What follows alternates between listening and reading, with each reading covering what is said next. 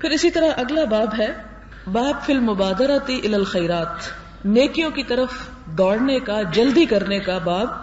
وحث من توجہ لخیر علی الاقبال علیہ بالجد من غیر تردد، اور طالب خیر کو نیکی پر پختگی کے ساتھ بغیر تردد کے ابھارنے کے بیان میں کہ جب ایک شخص نیکی کی طرف چلے تو نیکی کی راہ اختیار کرنے میں اور اس پر چلنے میں اور اس پر پختگی اختیار کرنے میں کسی قسم کا تردد اور شک کی کیفیت نہیں ہونی چاہیے، بلکہ انسان کو پورا یقین رکھنا چاہیے کہ جو کچھ وہ کرنے چلا ہے وہ درست ہے، کیونکہ شک جو ہے وہ انسان سے کسی بھی کام کے اندر جدت اور عمدگی کو ختم کر کے رکھ دیتا ہے. اس کے لیے ہم دیکھتے ہیں کہ قرآن پاک میں اللہ تعالیٰ فرماتے ہیں فاستبقوا الخیرات، وقال تعالی وسارعوا الى مغفرۃ من ربکم وجنۃ عرضها السماوات والارض اعدت للمتقین. اللہ تعالیٰ فرماتے ہیں کہ فاستبقوا الخیرات، نیکیوں میں جلدی کرو. ایک اور جگہ پر فرمایا اور دوڑو مغفرت کی طرف اپنے رب کی طرف سے اور جنت کی طرف جس کا عرض آسمانوں اور زمین کے برابر ہے، جو متقی لوگوں کے لیے تیار کی گئی ہے. یہاں پر آپ دیکھیں کہ دو چیزوں کا ذکر کیا گیا ہے، ایک بخشش اور ایک جنت کا. عام طور پر ہم دیکھتے ہیں کہ ہمارے ہاں جو صوفیاء کرام کی تعلیم ہے اس میں بار بار اس بات پر بڑا غور کروایا جاتا ہے اور بار بار یہ بات ذہن میں ڈالی جاتی ہے کہ انسان جو نیکی کرے وہ صرف اللہ تعالیٰ کی رضامندی کے لیے کرے اور اس میں جنت کی طلب نہیں ہونی چاہیے. لیکن آپ دیکھیں کہ دین اسلام جو ہے وہ دین فطرت ہے. دین فطرت کیا ہے کہ انسان کی فطرت میں اچھائی کی طلب ہے کہ اس کو ایک اچھی چیز ملے، اور انسان کی فطرت میں برائی سے دور ہونا ہے. اللہ تعالیٰ انسان کی اس فطرت کو ہم سے زیادہ سمجھتا ہے، لہٰذا اس نے جنت کا تصور بھی دیا ہے اور اس نے جہنم کا تصور بھی دیا ہے. اور اس نے کہیں بھی قرآن پاک میں یہ نہیں کہا کہ لوگوں صرف میری رضا کے لیے کام کرو اور جنت اور جہنم کا کانسیپٹ ہی دل سے نکال دو، بلکہ بے شمار آیات، ایک نہیں دو نہیں 20 آیات آپ کو ایسی ملیں گی جس میں اللہ تعالیٰ نہ صرف یہ کہ جنت کے مناظر کی نقشہ کشی کرتے ہیں، نہ صرف یہ کہ جہنم کی ہولناکیوں سے ڈراتے ہیں، بلکہ اس کے ساتھ ساتھ یہاں پر آپ دیکھیں کہ اللہ تعالیٰ فرماتے ہیں سارعوا، دوڑو، الی مغفرۃ من ربکم وجنۃ، مغفرت کی طرف اپنے رب کی اور جنت کی طرف، یعنی جنت کی طرف دوڑ لگانا یا جنت کے حصول کی آرزو کرنا وہ اللہ تعالیٰ کے نزدیک کوئی ناپسندیدہ بات نہیں، اور نہ ہی کوئی انسان پرہیزگاری کے اس مقام اور اس مرتبے تک پہنچنے کا دعویٰ کر سکتا ہے اور یہ کہہ سکتا ہے کہ جی نہیں مجھے تو جنت نہیں چاہیے، مجھے تو صرف خدا کی رضا چاہیے، اور اگر خدا کی رضا یہی ہے کہ مجھے جہنم میں پھینک دے تو بے شک پھینک دے. ہرگز نہیں. ایک بندہ مومن کو ایسی تعلیم نہیں دی گئی. انسان کو بار بار جہنم سے پناہ مانگنے کی تلقین کی گئی. حضور صلی اللہ علیہ وسلم اپنی نمازوں کے اندر بھی اور اپنی نمازوں کے باہر بھی بکثرت ایسی دعا مانگتے تھے کہ ربنا آتنا فی الدنیا حسنہ وفی الآخرۃ حسنہ وقنا عذاب النار، کہ ہمیں آگ کے عذاب سے بچا. اور وہ خاص دعا جو ہر نماز کے بعد آپ پڑھا کرتے تھے وہ تھی اللہم انی اعوذ بک من عذاب جہنم، کہ اللہ میں جہنم کے عذاب سے تیری پناہ مانگتا ہوں. اور اس کے علاوہ بھی آپ دیکھیں گے کہ ایک اور جگہ پر سورۃ الفرقان میں بھی آتا ہے کہ ہمیں جہنم کے عذاب سے بچا، ان عذابہا کان غراما، کیونکہ اس کا عذاب تو جان کا لاگو ہے. تو کبھی یہ دعا بھی نہیں کہنی چاہیے کہ اللہ تیری رضا ہے جہنم میں ڈالنے کی تو اس میں ڈال دے. ایسی باتوں سے بھی خدا تعالیٰ ناراض ہوتے ہیں، کیونکہ انسان کو حکم دیا گیا ہے کہ واسأل اللہ من فضلہ، اللہ تعالیٰ سے اس کا فضل مانگو. اور انسان ذرا سوچ کے تو دیکھے، ذرا احساس تو کر کے دیکھے کہ اگر 5 منٹ کے لیے بھی اسے کہے کہ آگ میں اپنا ہاتھ ڈال دو تو اس پر بھی وہ قادر نہیں، تو اتنے بڑے بڑے دعوے انسان کیوں کرتا ہے کہ اگر اس کی رضا اس میں ہے تو وہ ایسا کر دے. ایسا کبھی نہ کرے اور نہ ہی ایسی کبھی کوئی خواہش کرنی چاہیے. ہاں یہ الگ بات ہے کہ سب سے پہلی نیت جو انسان کی کسی کام کے کرنے کے لیے ہونی چاہیے وہ اللہ ہی کی رضا ہے کہ خدایا تو ہم سے راضی ہو جا. اور اس کے بعد یہ کہ انسان کو دنیا کی بھلائی مانگنے سے بھی روکا نہیں گیا، کیونکہ انسان کو پہلے دنیا کی بھلائی مانگنے کے لیے کہا گیا. یعنی جب انسان نماز پڑھتا ہے یا کوئی نیک کام کرتا ہے یا کسی بھی نیکی کی اس کو توفیق ہوتی ہے تو اس موقع پر اگر انسان دنیا کی دعا مانگتا ہے تو یہ بھی کوئی بری بات نہیں ہے. بہت سے لوگ اسے بھی کنڈم کرتے ہیں اور کہتے ہیں کہ دنیا کیوں مانگتے ہو، صرف آخرت مانگو.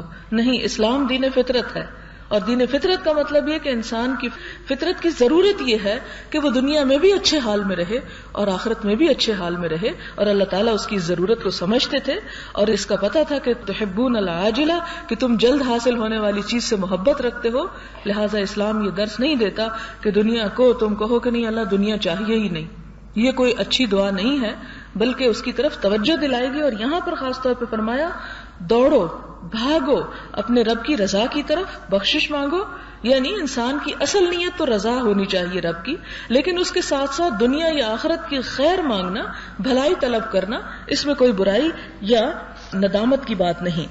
پھر جنت کا یہاں مزید تصور بھی، یعنی یہ نہیں بتایا کہ اس کی مغفرت کتنی بڑی چیز ہے، بلکہ یہ ضرور بتایا کہ جنت اتنی بڑی چیز ہے کہ ارضها السماوات والارض، کہ جس کی صرف چوڑائی جو ہے وہ آسمانوں اور زمین کے برابر ہے، لیکن تیار کس کے لیے کی گئی ہے؟ اعدت للمتقین، تقوی والوں کے لیے تیار کی گئی ہے۔ اب اس کے بارے میں کچھ احادیث ہیں۔ پہلی حدیث ہے ان ابی ہریرہ رضی اللہ عنہ ان رسول اللہ صلی اللہ علیہ وسلم قال بادروا بالاعمال الصالحة فستكون فتن كقطع الليل المظلم يصبح الرجل مؤمنا ويمسي كافرا ويمسي مؤمنا ويصبح كافرا يبيع دينه بعرض من الدنيا، رواه مسلم۔ حضور صلی اللہ علیہ وسلم نے فرمایا نیک کاموں کی طرف دوڑو، نیک کاموں میں جلدی کرو، یعنی انتظار نہ کرو کہ اچھا صبح کر لوں گا اور صبح ہو تو کچھ شام کر لوں گا۔ کیوں؟ اس لیے کہ فتنے تاریک رات کے مختلف ٹکڑوں کی مانند پے در پے عنقریب رونما ہوں گے۔ آدمی صبح کو مومن ہوگا اور شام کو کافر، اور شام کو مومن ہوگا اور صبح کو کافر، اپنے دین کو دنیا کے معمولی سامان کے عوض فروخت کر ڈالے گا۔ لہذا جس طرح ہم قرآن پاک میں پڑھتے ہیں کہ اللہ تعالیٰ ہر روز ایک نئی شان میں ہے، کل یوم ہوا فی شأن، سورۃ الرحمن میں آتا ہے، اسی طرح اس کی کائنات بھی تغیر پذیر ہے۔ آپ دیکھتے ہیں کہ کبھی رات ہے، کبھی دن ہے، کبھی گرمی ہے، کبھی سردی ہے، کبھی سورج ہے، کبھی بارش ہے، کبھی روشنی ہے، کبھی اندھیرا ہے۔ بیان ہی انسان کے مزاج میں اور انسان کے جسم میں بھی تبدیلیاں آتی ہیں، کبھی بچپن ہے، کبھی جوانی ہے، کبھی بڑھاپا ہے۔ اسی طرح انسان کے مزاج میں کبھی خیر ہے، کبھی شر ہے۔ الہمہا فجورہا و تقواہا، کوئی انسان نہ 100% تقوی سے بنا ہے اور نہ 100% فجور سے بنا ہے، بلکہ ان دونوں کا مجموعہ ہے، کبھی ایک غالب آنے لگتا ہے، کبھی دوسرا غالب آنے لگتا ہے۔ لہذا انسان کے اندر جس وقت کوئی نیکی کرنے کی تمنا پیدا ہو تو کوشش کرے کہ بس اسے کر ڈالے، اور خاص طور پر جبکہ اس کے بس میں بھی ہو، جبکہ وہ اس پر قادر بھی ہو تو کرنے کی کوشش کرے، اس لیے کہ ہو سکتا ہے کہ ابھی توفیق ہے اور صبح تک توفیق ہی نہ رہے، ابھی موقع ہے اور صبح تک موقع ہی نہ رہے۔ اور پھر خاص طور پر جس چیز کا یہاں ذکر کیا گیا کہ فتنے پے در پے انسان کی زندگی میں آتے چلے جائیں گے، اور فتنہ کیا ہے کہ چھوٹی سی چیز بھی انسان کے لیے بڑی آزمائش بن جاتی ہے، بعض اوقات چھوٹا سا نقصان انسان کے لیے بڑی آزمائش بن جاتی ہے، بعض اوقات انسان کی صحت کی خرابی انسان کے لیے آزمائش ہو جاتی ہے، بعض اوقات کسی عزیز کا جدا ہو جانا انسان کے لیے مصیبت کا باعث ہو جاتا ہے۔ لہٰذا انسان جس وقت اس کی صحت ہے، جیسے کہ آگے بھی آپ مزید اس کی تفصیل پڑھیں گے کہ 7 چیزوں کو 7 چیزوں سے پہلے غنیمت جانو، ایک اور جگہ پر آتا ہے کہ 5 چیزوں کو 5 چیزوں سے پہلے غنیمت جانو، موت سے پہلے زندگی کو غنیمت سمجھو، اس لیے کہ کوئی پتہ نہیں کہ اگر آج ہیں اور کل ہوں گے یا نہیں ہوں گے۔ اسی طرح صحت کو بیماری سے پہلے غنیمت جانو، جوانی کو بڑھاپے سے پہلے غنیمت جانو، تو اسی طرح مال کو فقیری سے پہلے غنیمت جانو کہ جب انسان کے پاس کچھ ہے تو اس سے فائدہ اٹھا کر کچھ کر جائے، اور جب نہیں ہوگا تو پھر انسان صرف حسرت ہی کر سکتا ہے کہ کاش میں اس وقت کچھ کر لیتا۔ اور یہ حسرت دنیا میں بھی انسان پر بعض اوقات آتی ہے، لیکن آخرت میں تو ہر شخص حسرت کر رہا ہوگا، ہر شخص حسرت میں مبتلا ہوگا، اور کیا حسرت ہوگی کہ اے کاش وہ فلاں جو میرا لمحہ تھا میں اسے ضائع نہ کرتا، کیونکہ وہ لمحہ اسے بڑے خسارے کی شکل میں وہاں پر نظر آئے گا۔ اور یہاں پر آپ دیکھیں کہ دل کی کیفیت قلب، جیسے کہ پہلے بھی آپ کو بارہا بتا چکی ہوں کہ قلب کا تو لفظ ہی الٹ پلٹ ہونے سے ہے۔ اگر آج اچھا ہے تو کل برا ہو سکتا ہے، آج برا ہے تو کل اچھا بھی ہو سکتا ہے، الٹتا پلٹتا رہتا ہے. لہٰذا کبھی بھی انسان اس پہ بھروسہ نہ کر بیٹھے کہ میرا دل تو بہت اچھا ہے اور ہمیشہ اچھا ہی رہے گا. نہیں، جب اچھا ہے تو اس سے مزید اچھائی اور مزید فائدہ حاصل کرنے کی انسان کوشش کرے. پھر اسی طرح ایک اور حدیث ہے جس سے ہمیں پتہ چلتا ہے کہ حضور صلی اللہ علیہ وسلم نیکی کے کام میں کتنی تیزی کیا کرتے تھے. حدیث کچھ یوں ہے، حضرت ابی سروہ سے عقبہ بن الحارث رضی اللہ تعالی عنہ قال صلیت وراء النبی صلی اللہ علیہ وسلم، کہ میں نے نبی صلی اللہ علیہ وسلم کے پیچھے نماز پڑھی، بالمدینۃ العصر، مدینہ میں عصر کی نماز. فسلم، تو آپ صلی اللہ علیہ وسلم نے سلام پھیرا. ثم قام مسرعا، پھر تیزی سے کھڑے ہوئے.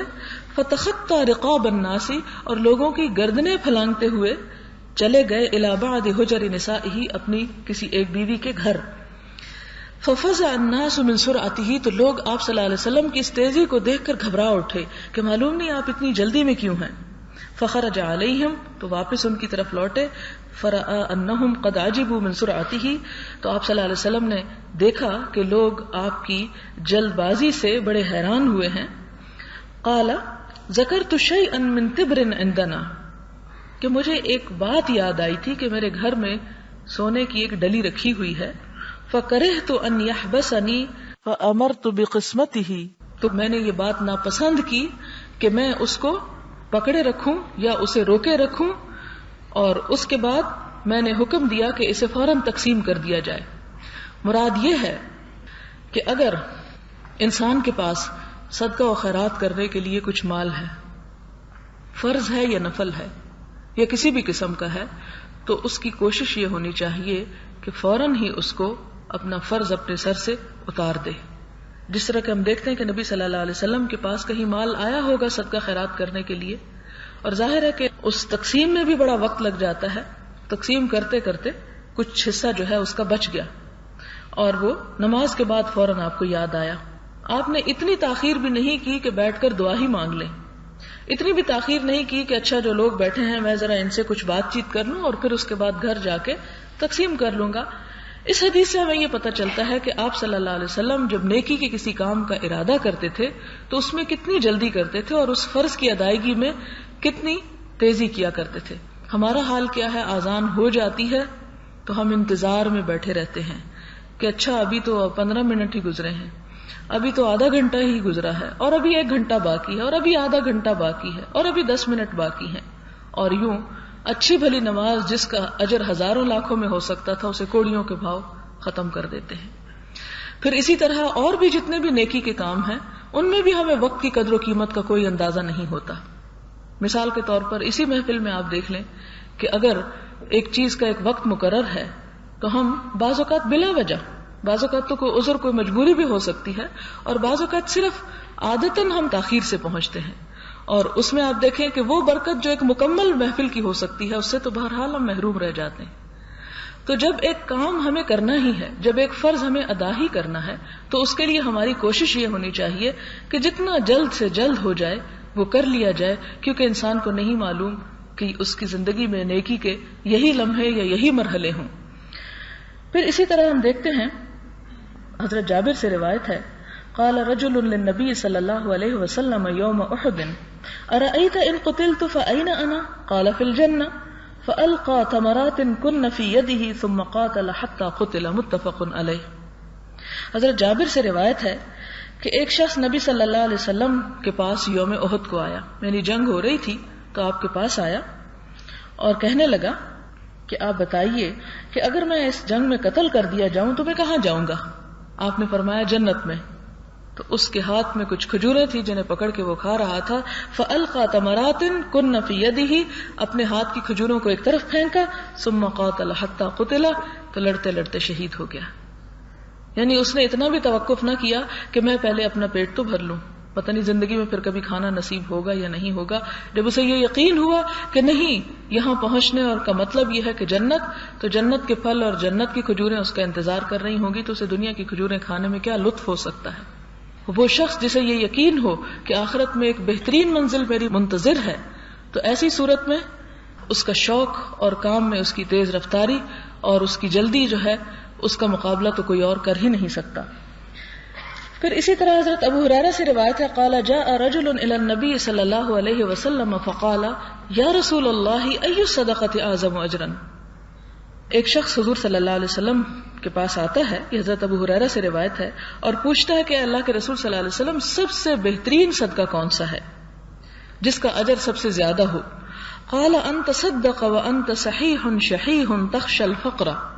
آپ نے فرمایا کہ تم اس حال میں صدقہ کرو کہ تم صحت مند ہو اور شحیح فقر و فاقے سے خوف زدہ ہو کہ میں دوں گا تو پھر میرے پاس پیسے کم رہ جائیں گے.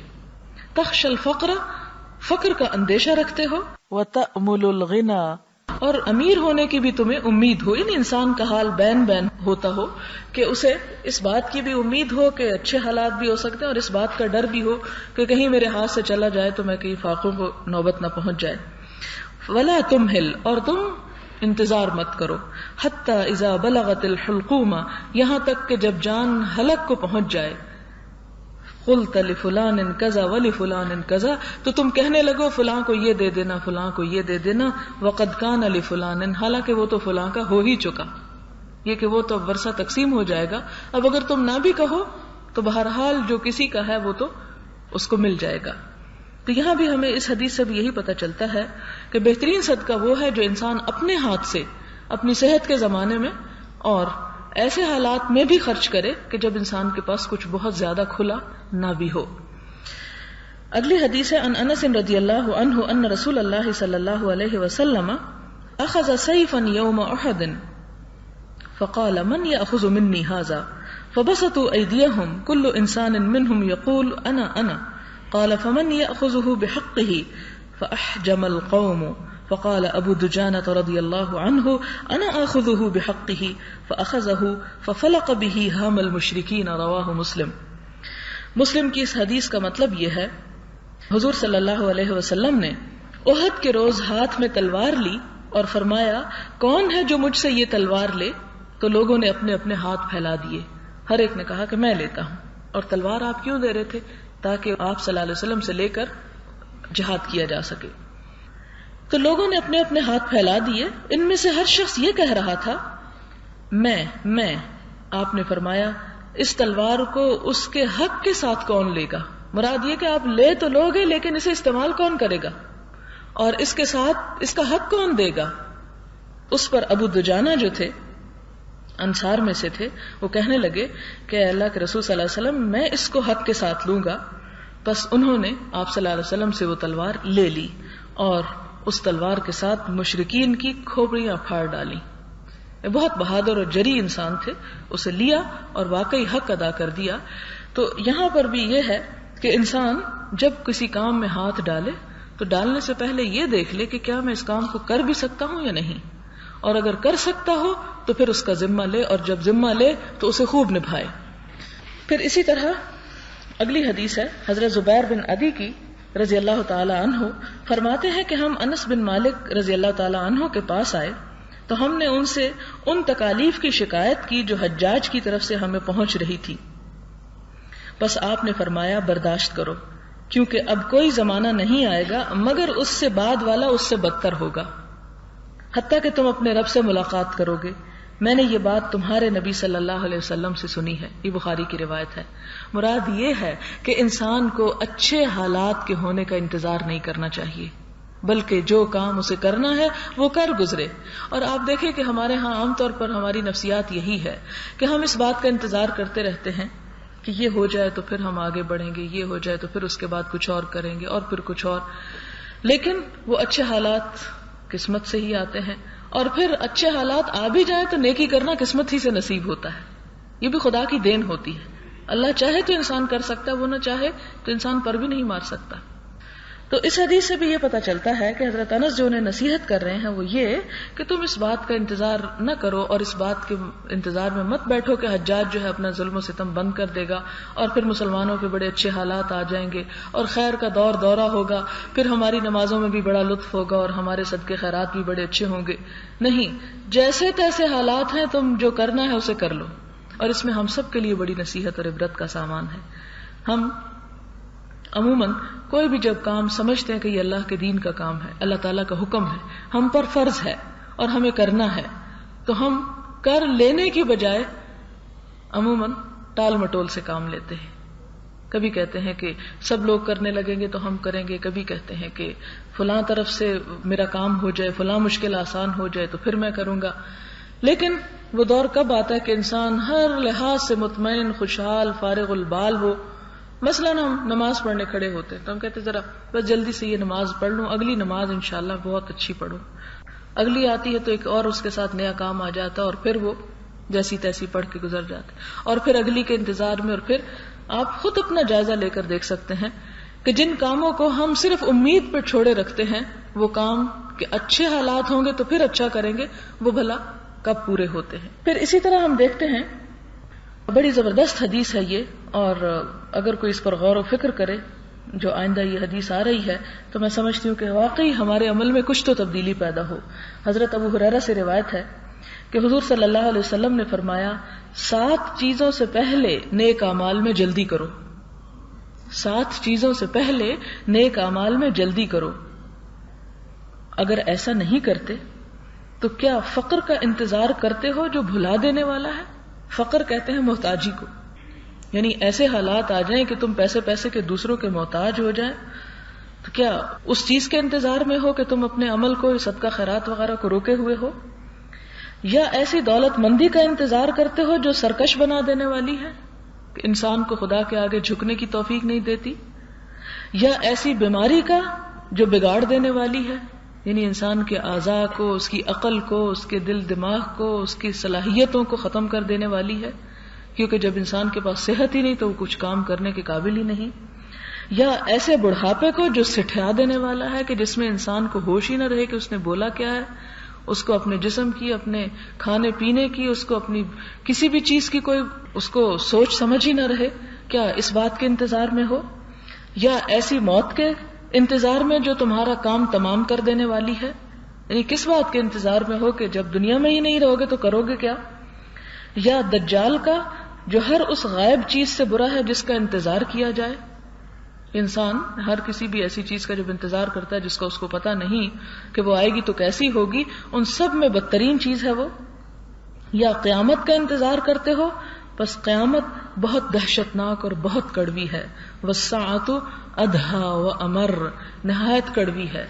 لہذا ان اوقات سے جو اس وقت تمہیں میسر ہیں، ان حالات سے جو اس وقت تمہارے پاس ہیں، زیادہ سے زیادہ فائدہ حاصل کر لو.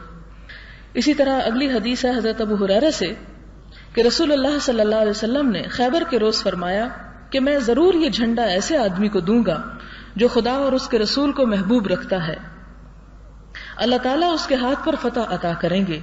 حضرت عمر رضی اللہ تعالیٰ عنہ فرماتے ہیں کہ میں نے کبھی امارت نہیں چاہی کہ میں لوگوں پر امیر بنایا جاؤں، مگر اس دن میرا دل چاہا کہ یہ جھنڈا مجھے بھی مل جائے. بس میں اس امید پر اپنے آپ اٹھ کر بلند ہوتا تھا کہ میں اس لیے بلایا جاؤں، یعنی میں اپنے آپ کو نمایاں کرنے کی کوشش کر رہا تھا کہ نبی صلی اللہ علیہ وسلم کی نگاہ مجھ پر پڑ جائے اور یہ چیز مجھے عنایت فرما دے. تو رسول اللہ صلی اللہ علیہ وسلم نے حضرت علی بن ابی طالب رضی اللہ تعالیٰ عنہ کو بلایا اور وہ جھنڈا عطا کیا اور فرمایا چلو اور کسی طرف توجہ نہ کرنا، ادھر ادھر مت دیکھنا، اس کو لو اور جاؤ اور حملہ کر دو یہاں تک کہ اللہ تعالیٰ تجھے فتح عطا کرے. اور حضرت علی کچھ چلے پھر ٹھہر گئے، یعنی تھوڑا سا آگے گئے پھر رک گئے اور کسی طرح متوجہ نہیں ہوئے، کسی کو نہیں دیکھا، نہ کسی سے بات کی اور نہ کسی سے کچھ پوچھا اور نہ حیل و حجت سے کام لیا. پھر بلند آواز سے پکارا یا رسول اللہ صلی اللہ علیہ وسلم کس چیز پر لوگوں سے جہاد کروں؟